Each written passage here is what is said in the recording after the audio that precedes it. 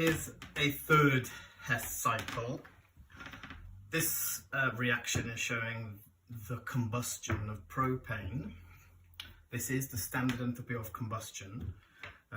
Now, I could burn some propane and measure the temperature change for some water that I heat using calorimetry. However, let's say I have not got access to a lab because there's a national lockdown. But I do have a data booklet, but only with enthalpy of formation data in it for the compounds. I can still work out the standard enthalpy of combustion using this formation data. Now, first things first, what you might notice is I've only written down the enthalpy of formation for 3 of these 4 components in my equation here. I've got the enthalpy of formation for propane and carbon dioxide and water. I don't have the enthalpy of formation for oxygen because there is no value for the standard enthalpy change of formation of oxygen, because oxygen is an element in its standard state. So the energy change of making an element in its standard state from an element in its standard state, in other words, something not changing, the enthalpy change is 0 because it hasn't changed. Then I can write the equation for the standard enthalpy of formation for my propane compound, because I know the definition for the enthalpy change of formation is the enthalpy change when 1 mole of a compound is formed from its constituent elements in their standard states under standard conditions. I need to balance it, 3 of these and 4 of those. Now, from the data booklet, we know that the enthalpy change, or we are told the enthalpy change for formation of propane is exothermic to the tune of 104.5 kilojoules per mole. Next, we can write one for carbon dioxide. So the standard enthalpy of formation of carbon dioxide is the enthalpy change when 1 mole of a compound is formed from its constituent elements in their standard states. That's a nice and easy one. And we are told this has an enthalpy change of minus 393.5 kilojoules per mole.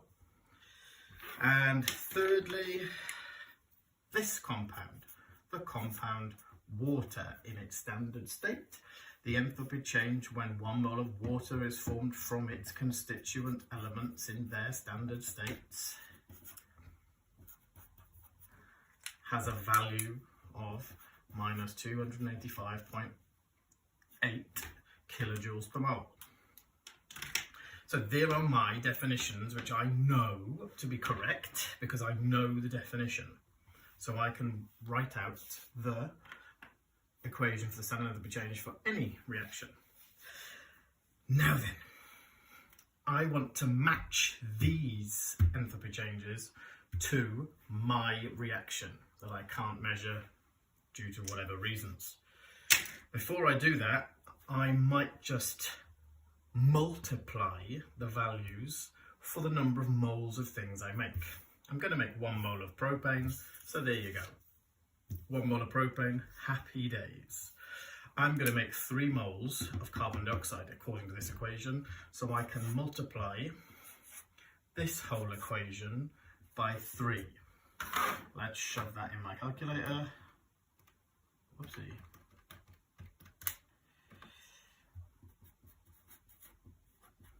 That's the enthalpy change for that, to make 3 moles of CO2. And in this equation, I'm not going to make 1 mole of water, I'm going to make 4 moles of water.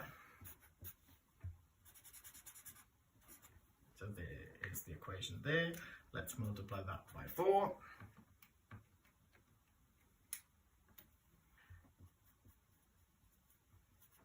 Okie dokie. Now I can put that in my little dominoes game, as I like to refer to it. These elements, 3 moles of carbon, 4 moles of hydrogen, and 5 moles of oxygen. Well, 5 moles of oxygen. Happy days. These elements could combine to make propane and some oxygen, or carbon dioxide and water. Let's draw a full Hess cycle.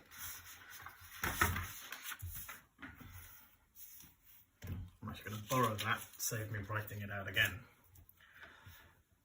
So with enthalpy of formation data, because we know our definition, we know we could take the constituent elements that are required to make my reactants. So 3 moles of carbon, 4 moles of hydrogen, and 5 moles of oxygen. They could combine to form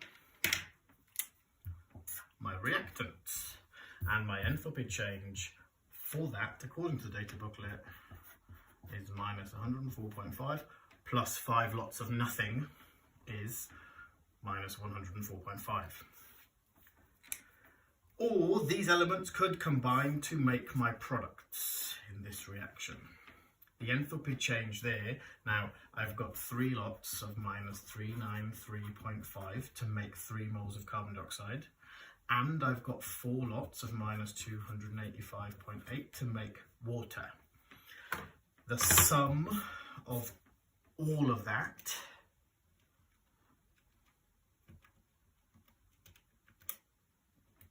is minus 2,323.7 kilojoules per mole.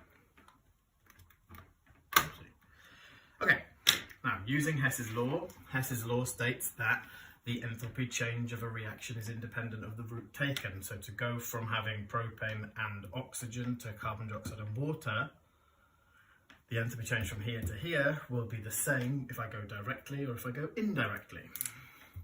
So the enthalpy change for the combustion of propane is equal to,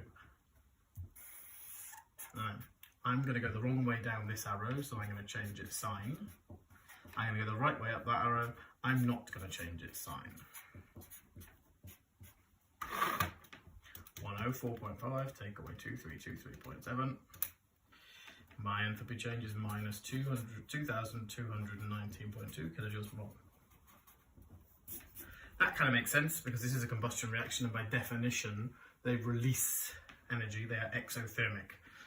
And that's quite exothermic. Sounds about right to me. Happy days.